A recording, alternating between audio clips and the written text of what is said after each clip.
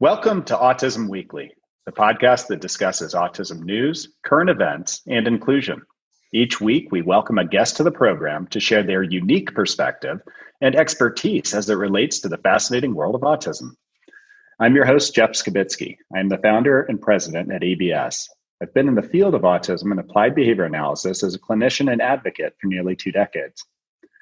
This week, we welcome Lorri Unumb to the podcast to discuss insurance coverage and autism services. She's the ideal guest to discuss both the history of access to care in autism, as well as the current status, the pitfalls, and the current concerns. Lorri played a vital role in the autism insurance reform movement back in the mid-2000s. She just worked for nearly a decade as the VP of State Government Affairs for Autism Speaks, taught a university course titled Autism and the Law at George Washington University, and is currently the CEO of CASP, which is the Council of Autism Service Providers. That's a lot of work you have going on, Lorri. Welcome to the podcast. Thank you so much, Jeff. It's my pleasure to be here. We are lucky to have you. And I ask this question of all the guests that come on, because in order to have that much energy, that much passion, that much devotion to the field, there must be a reason that you got into it from day one. So what is your family's journey, and how did you get involved in the autism industry? There very much is a reason, and his name is Ryan, and he was my firstborn child. I have 3 sons now.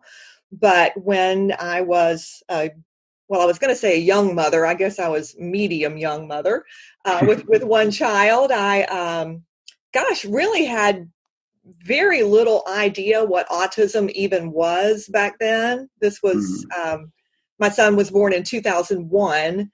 And honestly, at that time, my familiarity with autism was pretty much Rain Man. As a lot of people about my age, that's about all we knew about it. And so when our son wasn't developing typically, really it was at his 18-month-old well child checkup when his pediatrician said, yeah, he probably should be saying some things and doing more things. Let's refer him to a developmental pediatrician for further testing and screening. I didn't even know what a developmental pediatrician was. I kind of thought she was making that up. And but anyway, we got referred for additional testing, and much like many families face today, it took a very long time to even get in to see these specialists who can diagnose autism. So that's kind of the first thing I remember about the journey, was that the waiting was horrible. Like they've already told you something, it seems like something's wrong with your child's development, and then you wait for months and months and months. So that was pretty bad. I think at the 18-month-old checkup, the pediatrician really was delving into language. And she kept asking me, does Ryan say this? Does Ryan say that? And the answers were really no to all of them. And she said, well, does he babble? And I remember now, I didn't really know the answer to that question. I said, yeah, I think he babbles. Well, now that I have 3 children, I am quite certain that Ryan did not babble at all, because my second child babbled. And now I understand what it was she was looking for. But when you're a new mom, he did make some noises. So I thought, well, maybe that's what they mean by babbling. And so it's just really hard. So much of the autism diagnosis relies on parental report of what is happening at home.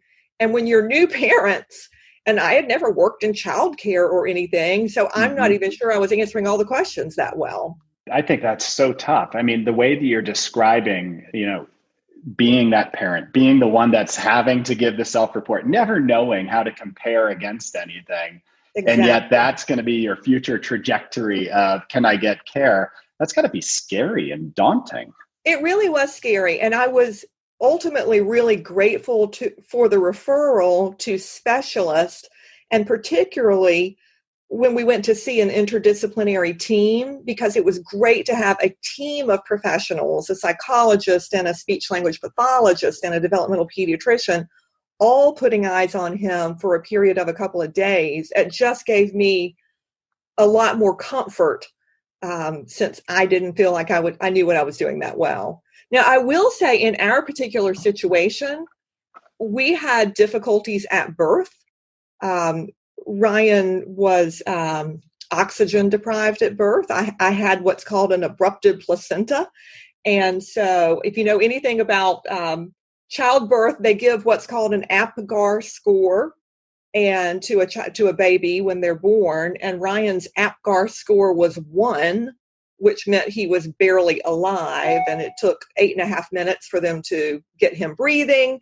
And so, honestly, from the time we were discharged from the hospital, after a few days in the neonatal intensive care unit, they said to me, be on the lookout for developmental issues, because there could be some issues related to this birth.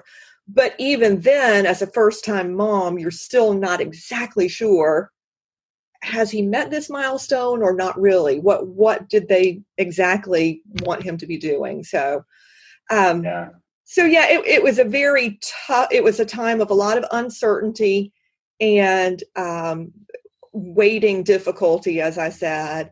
We were very lucky that we lived in Washington, D.C. at that time. And so when we called Georgetown and learned that the wait was going to be 6 months or whatever, we put our names on, but then we also called Children's, and then we also called Kennedy Krieger at Johns Hopkins. And so we just got on the waiting list everywhere, and we're like, whoever calls us first, that's where we'll go. And it's funny because I think the one who called us first was Children's. Yes, it was. And we went there and we got a diagnosis from the developmental pediatrician. And then shortly thereafter, Kennedy Krieger called and they had an opening. And I was like, you know what? Let's just go, and just kind of have a second opinion and make sure. And so we got the diagnosis again. And then Georgetown called. And so we ended up seeing 3 sets of specialists. And I'm really grateful for that, because they all 3 recommended ABA. Oh, wow. And having that alignment back in the early 2000s, exactly. That is not the norm, I don't think. Right. And so I feel very grateful, first of all, that we lived in a major metropolitan area like Washington, D.C. And then secondly, that we were able to get that confirmation of what was the right course of treatment.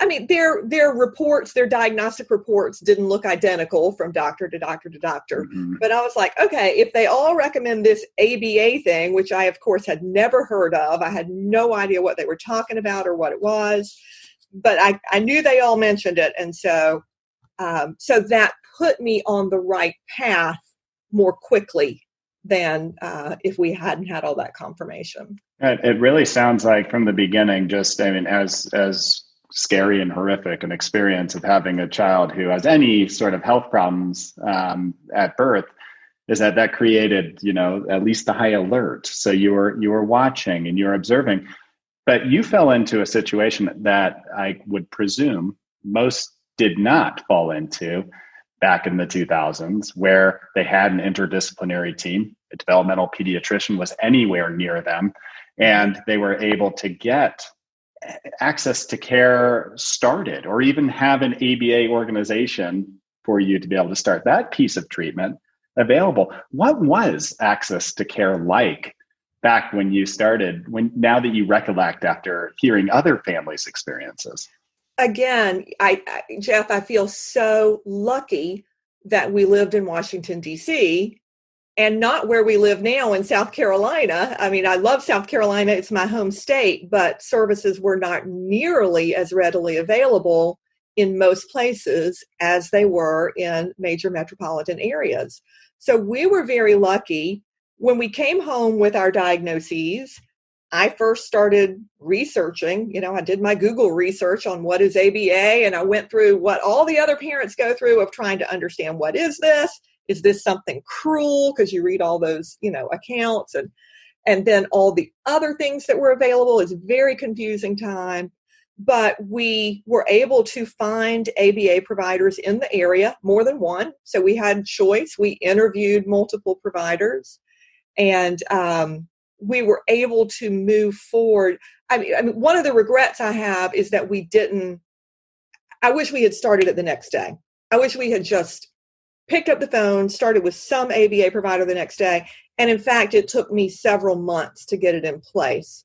But in part, I was researching too much probably and trying to decide which of the providers was the best. And so I do have some regrets about waiting too long to get started. But as you say, at least they were there. There were providers available, and they came into our home. I could hardly understand what they were talking about. They said, oh, we'll have this many targets and we'll run these programs. I'm like, what? What is a target? What is a program? I don't even understand what you're saying. But we got started. But once we selected a provider and they explained to us what this would look like, they're going through that we'll have a board certified behavior analyst, the highly trained consultant will design the program, and then we'll train the lower level technicians who will be in your house this number of hours per week. And we had been prescribed a very intensive program because my son was very severely impaired and not talking at all. And by this point, he's 2, or just about 2. And, so it was a really intensive program. And then they sat down to show us what the cost was going to be. And it was kind of broken down. The BCBA will cost this much, and the technicians generally make about this much. And when you got down to the bottom of the math sheet, it was going to be about $70,000 a year. Wow. And I remember turning to my husband and saying, oh my gosh, thank goodness we have health insurance. I didn't know at that time that health insurance would not pay 1 penny of it. I just assumed, well, we've been working our whole lives. We've been paying premiums our whole lives. Whew, glad we've done that. Yeah. I didn't know. No, and that's actually, I know that you got heavily involved in the advocacy work, but just that mentality of what you were describing right there is that you just went through a diagnostic process. You just were told the financial implications of this. And then you have the lifestyle components of, okay, so I'm having either somebody come into my house for 35 to 40 hours for an intensive care or I'm trying to figure out other ways to manage this. How am I going to juggle my career and my son's treatment? And so how did you manage that as a parent at that time, juggling through all of those daunting thought processes? It was incredibly difficult. Like, I cannot stress enough how very difficult it was.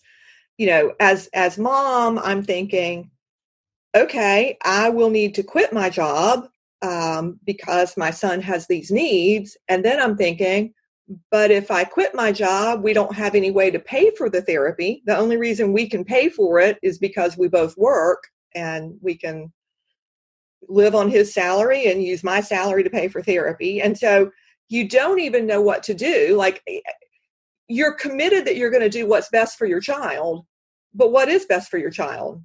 Quitting work or working full time so you can pay for him to have the therapy that the doctors recommended?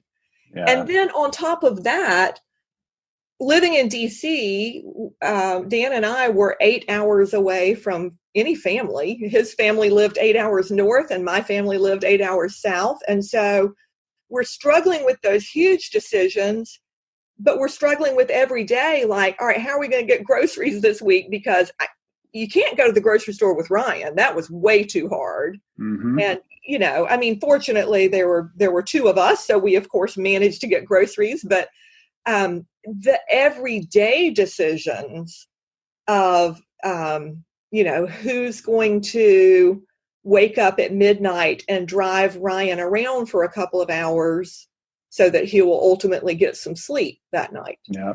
That was Dan most of the time, thank goodness. But I mean, he would so many times get up in the middle of the night and drive Ryan down Interstate 66 for an hour or two to get him to fall asleep. I think those are the pieces that oftentimes we don't know about. Is that as a community, is that we don't really sit back and reflect on all of the decisions that have to be made when even accessing care. Mm-hmm. Selfishly, I'm going to say for the autism community is that the fact that you were there and that you have the skill set that you have and the passion that you have, you were the right person at the right time to be able to help move this forward for so many other families. I'd love to get into that journey because figuring out how you got to that fight would be interesting to know. Well, I mean, honestly, Jeff, it took me a few years to get there because for the first few years, like from the time Ryan was almost 2 to almost 4, I really was just trying to figure out how to kind of get through the day to day. How are we going to get his hair washed this week? You know, baths were a terrible thing. I was trying to figure out everyday living with a child with very severe autism and trying to figure out the finances of how am I going to keep my job so we can keep paying for this. After a couple of years, during that period, we moved to South Carolina because we decided, okay, we've got to be near one family or the other because we've got to have an occasional moment of respite to go to the grocery store or, you know, just to go to McDonald's by ourselves or anything. You know, we just needed some family help. And so that was a good decision. So we moved to South Carolina during this period, but we were still privately paying for the therapy. And I just kept thinking, I met this whole new set of moms, basically. When we got to Charleston, South Carolina, I joined some autism mom support groups. And I would talk to them about, well, what kind of intervention is your child getting? And most of them would say, well, a little speech, a little OT. And I wanted to say, oh, no ABA, but, you know, I didn't want to like rub them. And then one would say, oh, my child is getting ABA. He gets an hour a week from the school. And, you know, you're torn between, do you tell them that an hour a week is not going to cut it? Or do you not tell them that because it's like rubbing salt into a wound? Mm-hmm. And that experience of kind of talking to those other moms really just drove me to the point where I couldn't sleep at night thinking about, okay, Ryan's getting 40 hours a week of therapy because he was lucky enough to be born into a family with 2 working parents. We're both lawyers, you know, we have decent jobs. So we could financially make it work for him. Even though it was a struggle even for us. I mean, we sold our house and moved to a less expensive house so that we could continue to pay for his therapy. So it was a struggle even for us. But then I'm thinking, what about the rest of these families? I remember looking up what is the average household income for a family of 4 in South Carolina. And it was something like $45,000 a year. And I was like, well, what do those families do? Oh. You know, there's nothing they can do to buy a full ABA program for their child. And I kept thinking about the children themselves. It is so unfair that those children don't even get a shot. They don't get to try the ABA and see if they can kind of overcome the autistic deficits. They don't even get a shot. And it's got to weigh on the family too. I mean, if you're debating between refinancing my house or knowing that even if I do that, I still can't cover the cost of therapy, and you're watching your child and thinking, I'm not giving them treatment. I'm not giving them the medical care or the behavioral care that they need. That's got to really hit the parents hard. I couldn't imagine being in that position. Me either. And I just, every day I kept thinking about how awful it must feel as a parent to know there's a treatment out there that undeniably works for these kids, and yet you can't get it for your kid because you're not rich enough. And I just thought, that is wrong. There is no reason that should be the circumstance in the United States of America in the 2000s, right? Yep. And particularly, Jeff, where, most of these parents I was talking to, they're paying for private health insurance, right? These are parents who are doing what we ask families to do. Yep. Working and paying for health care for themselves and their families in case something happens. And I was like, these parents are not getting the benefit of the bargain. They've been paying premiums every month, and something has happened and they need to tap into it, but they're not getting their end of the bargain. And that just felt so inequitable to me. Yeah. And the insurance companies weren't going to change that on their own. And I know over the years is that we've luckily been able to convince most states to pass legislation, but what sort of work was entailed? I know every state must be so different, but I mean, that sounds like a lot of boots on the ground. It sounds like a lot of people sharing their story. Hey, what was entailed in this legislative battle just to be able to match? I've got insurance. I should get the care for my child. Can you tell me about some of the challenges that went through the legislative process with that? It was an enormous battle in every state, really. In South Carolina, I guess it was the summer of 2005 so Ryan would have been 4. And I literally sat down at my kitchen table and wrote out on a piece of paper what I thought the law should be. Even though I was a lawyer, I didn't do legislative work, so I had never written a bill. I didn't really know how to, but I knew I could write out what I thought the law needed to be. And basically, I just wrote out, if you have health insurance and your child gets diagnosed with autism, and the doctor has recommended a certain course of treatment that's evidence-based, not anything out there, health insurance must pay for it. And I was like, man, this is so simple and common sense. I am going to just take this down to the legislature and get it passed like that. And if only. I know, if only it were that simple, and it was not at all. But I did reach out. Well, I'll tell you, your behavior analyst audience will appreciate this. The first thing I did after I wrote up the bill, then I put together a few binders of data just to support the efficacy of ABA, information about autism, the literature to support ABA, to show the empirical validation and all this. So I had my binders. I was ready to go. And then I went to see, my older brother was a political consultant. And so he was kind of my entree into that legislative world. So I went to see him, and I sat down across from his desk and I said, I've written a bill to require health insurance to cover treatments for autism, and I need you to tell me how I should go about trying to get it passed.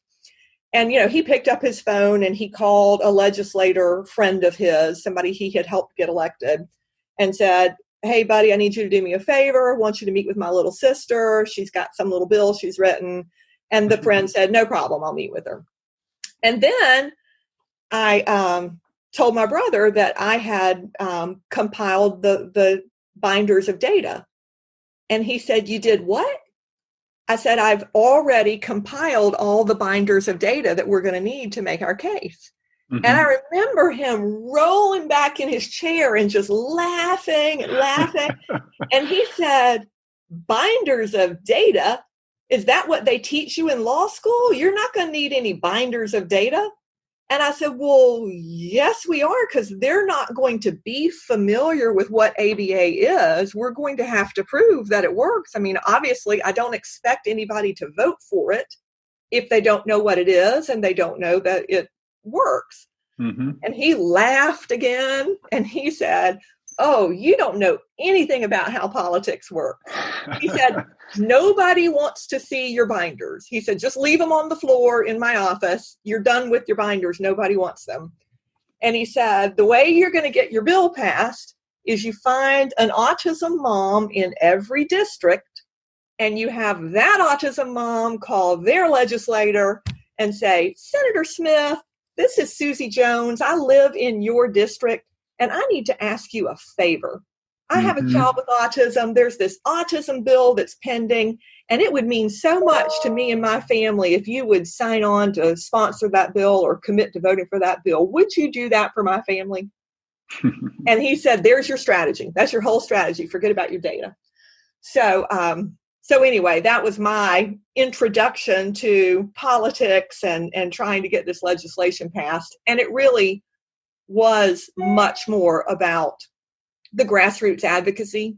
Yep. So you said it sounded like it was a lot of boots on the ground. Yes, it was the involvement of a lot of families and providers in every state. Yeah.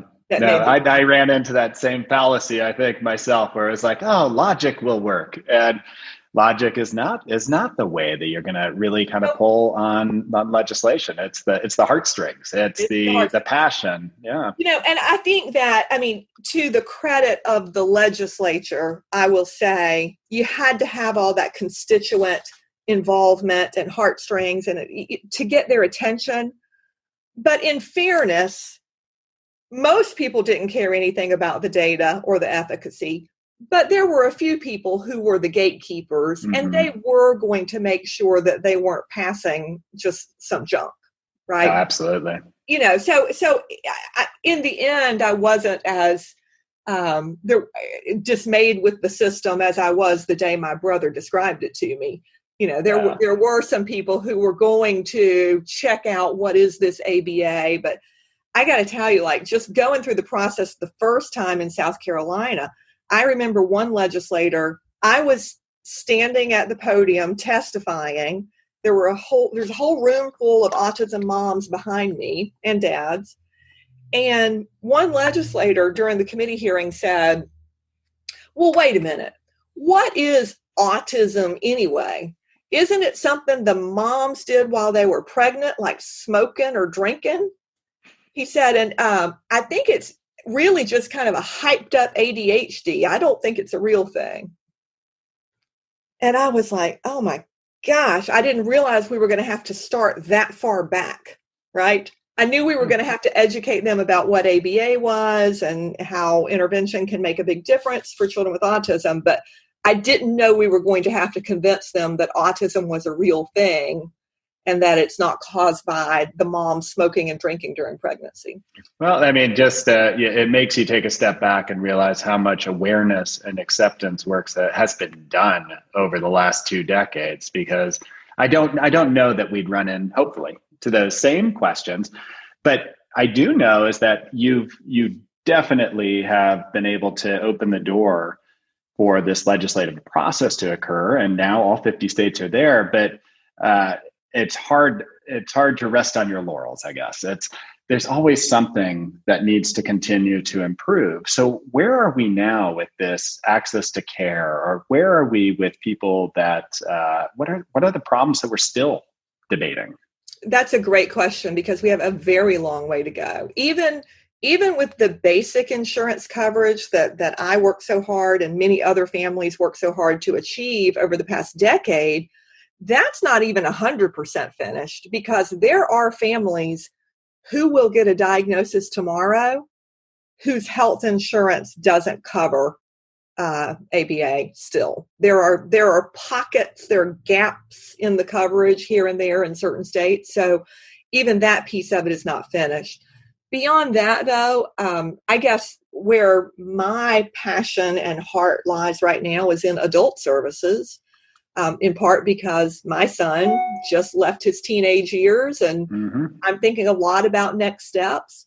My son, by the way, has benefited tremendously from ABA, but he's not one of the best outcome kids. He's still essentially nonverbal and occasionally has aggressive behaviors. So we're not looking at a typical adulthood for him, and we will continue to need services. We'll need residential at some time. He'll need employment assistance or day programming, and there's just a huge dearth of services throughout the lifespan that I feel we really have to focus our efforts on at this point. Yeah. I would imagine both on the funding side and on the provider side is Both. that, providers need to build that competency at the same time as being able to find the right funding principles That's to right. get there. Yeah, you had spoken about, some of the adult services, and I do know that there are states that have finally moved the needle. Is that the same recommendation you'd be giving to families? Is that, if this is your challenge, what you need to be doing is doing that call to action, calling up your legislators, helping them understand the pains that you're going through, and finding somebody that could potentially craft the bill that could start the decision-making process and to start that implementation of policy. I think it's exactly that. It hasn't changed. The issue has changed a little bit, but the methodology to be successful in the advocacy sphere has not changed at all. And I think that my philosophy 10 years ago, 12 years ago, when all this started, was that what I'm going to do is play my rightful role as a citizen in a democratic society. And my role as citizen is to take ideas to our legislators, our policymakers, and educate them and provide them the background and propose a solution. Because you can't expect a legislator to know about and be aware of all the issues or problems that people have, right? As I said at the beginning, I didn't really know about autism, and I certainly didn't know about ABA before my own child was diagnosed. The first step as a citizen, my job is to calmly and politely educate them. And I say calmly and politely, that's really important to me too. So many people go to their legislature and they bang their fist on the desk and they say, why haven't y'all done anything about this problem? Well, the legislator didn't even know about that problem, probably, right? So calmly and politely go to your legislators and say, hey, I'm here to inform you about an issue that my family is facing and the difficulties it's presenting. And by the way, I have some ideas for solutions, what we could do to make this better for our state, for our society. Yeah. So I think that's exactly what we have to do in adult services and everywhere else that there's a gap. Yeah, and the way that you're approaching it, I think, is so important. It's kind of go back to the adage about the carrot and the stick. It's that you get far more by going in and respecting those that you're trying to work with than to set up an adversarial relationship. And it sounds like you've done such a wonderful job with that. There is one piece, and it might speak to where your son is in the process, because I'd like to get your point of view on this. But the idea of inclusion, I think, is so different depending on who your child is, what your situation is. And I know that with a lot of insurance still is that there's barriers to being able to adapt and accept treatment across all environments, and requirements for participation of families that maybe would create access to care. But I'd like to hear a little bit on, how does inclusion match with being able to provide the care and the style of care where it's needed? And that could differ for every single child. And what does that look like for you? Yeah, I mean, I can go a couple of different ways with what you're asking about, talking about inclusion and talking about barriers that funders put up. Like, I feel very strongly that services need to be provided and funded in any and every environment. Children, individuals live in a variety of environments, and there's absolutely no reason to put up an artificial obstacle to seeing or treating a child in any environment. I think I feel guilty. I think that those obstacles came into our field as a result of the insurance funding, because in the very old days, the few people who were lucky enough to get full ABA programs funded through educational systems, the schools weren't coming in and placing barriers and saying, well, we're going to pay for your ABA in the clinic, but we won't pay for it at home, or we'll pay for it in the home, but you can't do it in a school environment, or you can't do a community outing because that looks too much like a field trip. Those barriers didn't really exist when there were different types of funding. And I think those barriers came about as a result of insurance funding, where the insurers were just trying to manage the utilization of this. But again, I think it's our responsibility and job to educate the funders.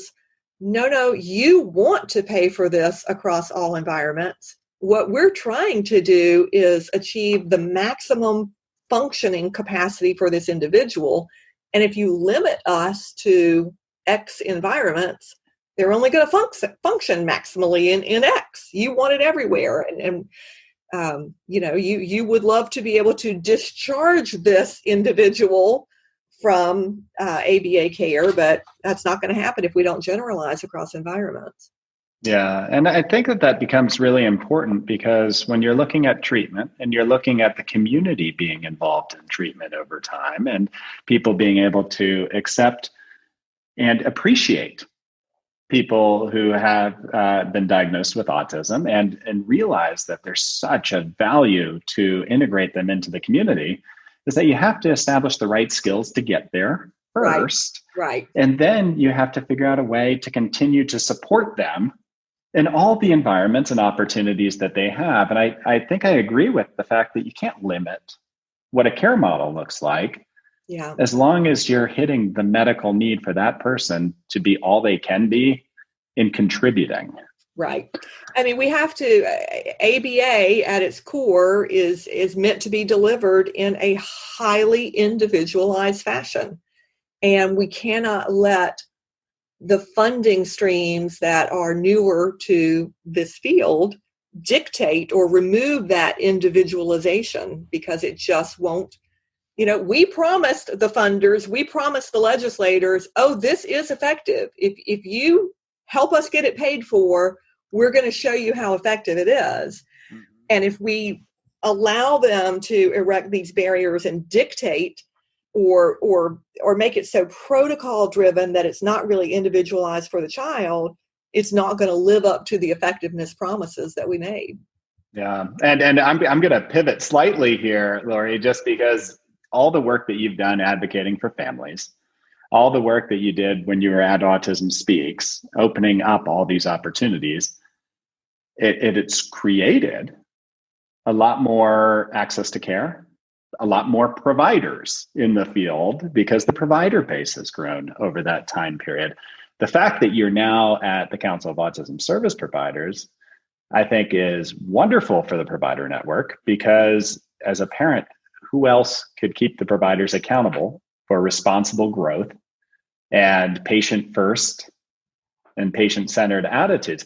Can you tell me about that transition, and was it as seamless as you've made it look? I mean, or have there been hiccups? Yeah, I mean, I'll say, Jeff, when CASP first approached me, they were in need of a new chief executive, and approached me about it. I initially said I wasn't interested, because I really was very happy in my job at Autism Speaks. I loved my time there and loved what we were accomplishing. But it was 2019, and that's the year that we finished all 50 states.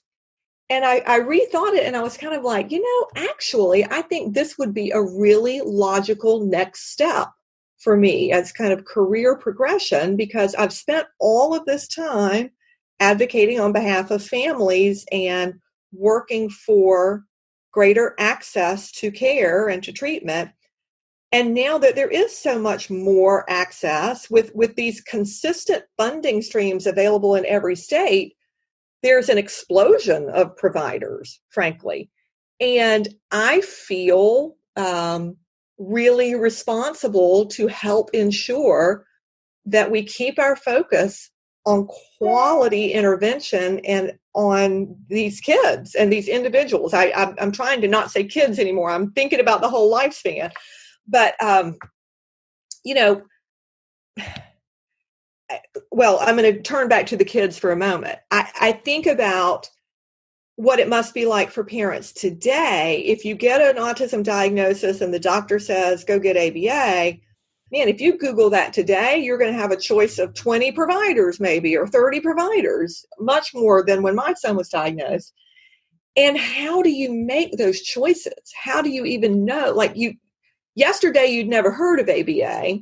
Today, you're trying to evaluate 20 or 30 providers. And I just want to make sure that families don't base that decision on who has the prettiest website, and that they know, here is how you find out if this is a provider who is committed to quality care, because your child is only 2 once and 3 once. And if you squander that opportunity because you go with a provider who really isn't committed to evidence-based practices or isn't committed to appropriate ratios, you don't get a do-over, right? You don't get a do-over. So it's just really important to me to, I'm not going to say monitor the field. I don't think they need me to be their monitor, but to help the field, to help the provider field commit to quality care and agree and understand kind of across the board what that means.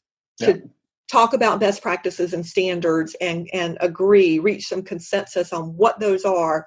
One thing in my job with Autism Speaks, because I did travel to all 50 states very extensively, it became readily apparent to me that there's a huge variation in services.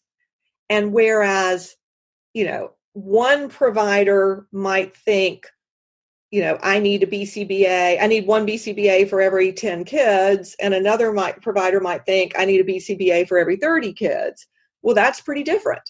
And so I think one of the things that CASP can do and is doing is helping to create some consistency and standards for what is an appropriate level of care.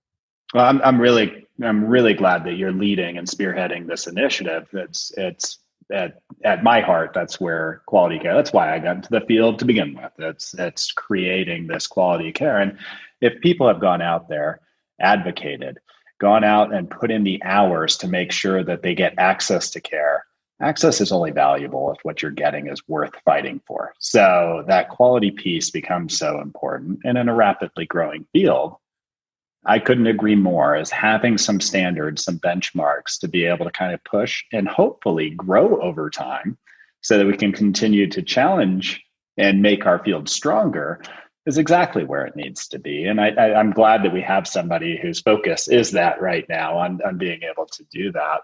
Well, thank you. So, it's very encouraging to me. I'll just quickly add, the field is exploding and just growing exponentially, but so is CAS. And for that, I'm very grateful, because more and more providers are deciding, okay, let's get together in this association where we collaborate and we share ideas. So let's be collaborative and work together and commit together to high quality and best practices. So that's very, very encouraging to me. Yeah. And I mean, just hearing all of the sharing of stories, the passion that families have. And what I'm hearing from you as well is the transparency on the provider network to make a better product over time and continue to evolve it and strengthen it. I think those are all great tenets to kind of really build off of. But so we're going to be taking our podcast live during the World Autism Month. And one of the things I'd love to kind of hear from your perspective on the advocacy side is, what advice do you have for parents that are looking to celebrate, to build more of an acceptance, to make more awareness and education? What advice do you have for them during this month to be able to be out there? Get out there and talk about it. Use your voice. I mean, still so many people don't really know what autism is, or maybe they think they know what autism is, but in fact, they've met one kid, and they say if you met one person with autism, you met one person with autism, because there's such variation. I often give a presentation at conferences called "Let Me Hear Your Voice." And it's kind of a takeoff on the book that so many of us read. A lot of when you get an autism diagnosis for your child, a lot of parents, one of the first books you read is Let Me Hear Your Voice. And it's talking about the child's voice, of course. But I think about that book all the time. And I think it also speaks to autism parents. Let me hear your voice, because particularly for those of us who have nonverbal children, my voice is the one that needs to be heard to make his needs known and understood. And I just think April, because it's Autism Awareness Month, just is an invitation to parents to get out there and get involved. I mean, you should do it all the time if you can, but you can look at April as a permission to talk about your child's autism. It's in the news. People are looking for autism stories. So and I should say to self-advocates as well to talk about your autism. So parents, talk about your child's autism. Self-advocates, talk about your autism. Help everyone understand both the gifts. I mean, I don't talk about this that often, but I actually have 2 kids on the spectrum, my oldest and my youngest. But they're polar opposite ends of the spectrum. Ryan, my oldest, would not be able to express his needs or desires. And my youngest very much can express his own views about autism, and I encourage him to do so. He actually, he will not mind me sharing this because I've asked him the question before. When he was starting 6th grade, the teacher, on the first day of school, the teacher sent home one of those little about me forms where you fill out your name, tell us about your family, what are your hobbies, what's your favorite TV show. And the last 2 questions on his form were your greatest strength and your greatest weakness. And for both of those, he answered my autism. That's Choked me up when I read it, and I thought, you're exactly right, buddy. It presents some struggles to you, and it makes you this amazing, incredible kid in other ways. And I loved that perspective, and I think I decided at that moment, all right, you get to tell your autism story. Yeah. It sounds like his self-awareness is something that we should all strive for, is realizing that at times our strength is also our weakness. It's how do you manage it? And I would love to meet him someday because he sounds like such a brilliant guy. I'm sure he will. So, he's incredibly insightful in all areas, and I think I do think that's one of his autism gifts. Yeah. Right. So just being in tune. Right, being in tune. And I am so acutely aware of all the struggles between severe autism advocates and self-advocates who say autism is a gift and it shouldn't be treated at all. And I think, gosh, I would love to be part of this conversation because I'm living both ends of that in my house every day. They're both at my dinner table every night, and you're both right, you know? My youngest son's autism is a gift for him, and my oldest son's autism is not at all a gift. And if I could take it away for his sake, I would. Yeah, no, it's amazing is that how broad autism is, and also is that treatment is also on a spectrum as well. Is that you're going to have a variety of different needs, and it sounds like for your older son is that needed to be intensive. It needed to be very directive. And it sounds like for your older son or for your younger son, it's very targeted. It's like, let's work on these things. And he has a voice in guiding that and should have a voice in guiding that. That's so cool. In 3rd grade, he was in a pull-out social skills class at public school. And he got pulled out for like 30 minutes of social skills each morning.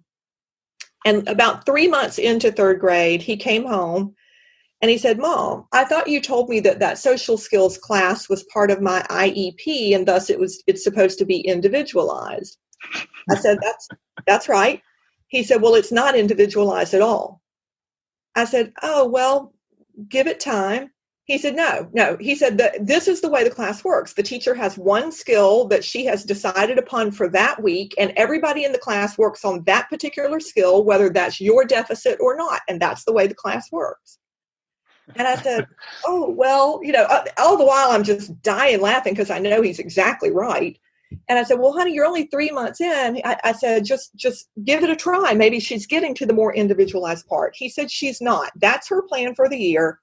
And I find the class stigmatizing, so I want it out of it. I was like, okay, you just made a very good case for it, and we're calling an IEP tomorrow. And I was going to say, I wish I could advocate for myself that well. Honestly, the moment he said I find it stigmatizing as a third grader, I was like, okay, well, that's really the last thing I want. And if you can make your point that well, fine, we'll pull you out. Yeah, you earned it. So with the adult services being such a highlight and something that you're really pivoting to as far as your own passion, especially with where your son is, and with everything going on with Cass, is there anything else that we need to be knowing about in the autism community that is just something we need to get our research on, or start educating ourselves on, or just continue to speak out about right now? I think what I want to see more and more focus on is just the supports that are needed across the spectrum for all different levels. There's so much focus right now on, it used to be that individuals with autism, if they needed residential care, would be in institutions. And then there was a huge movement against institutions, and everybody had to live in the community, which came to mean in a group home, in a normal neighborhood. And so that was an improvement. That was meant to be an improvement. But now there's this assumption that that's where everybody wants to live, is in a group home in a neighborhood. I happen to believe that my son would rather live in a complex, more like like nursing homes that have running trails and a basketball court and a pool, and that he would feel confined living in a group home because he doesn't drive and he's not safe to walk places far away on his own. And so I just think I would like to see more emphasis, more recognition of the fact that the needs are so different, and what we need to preserve is choice for everyone. You should have a choice in whether you receive ABA treatment or not. You should have a choice in whether you, what kind of working situation you end up in. You should have a choice where you live, and one segment of the community should not purport to speak for the whole community in determining that a group home in a neighborhood is the best setting. So I think that is my big push right now, is just recognizing the variation across the spectrum and the need for individualized services and support and choice across those services and supports. Yeah, and I couldn't agree more. I think that the Olmstead Act that is out there right now, which is kind of preventing that choice to be broad and narrowing it down to just the group home or community-based access, needs to have discussion, because there's probably goods and bads to all of it. And without people feeling like they have dialogue around it to understand the pros and cons and the implications of a one-size-fits-all approach, I think it becomes very hard, and then you lose choice. And I think that I might have to invite you back to talk about that one again. A whole nother episode on that, I assure you. I've got lots of thoughts on it. Well, thank you so much, Lorri, for joining us today. I feel like at each one of these episodes, I learn more. I walk away with all new perspectives, and this is another one. And I do want to appreciate your work going into Autism Awareness Month, because you and a lot of the other families out there laid the groundwork for services that others never had access to. And now sometimes you take things for granted.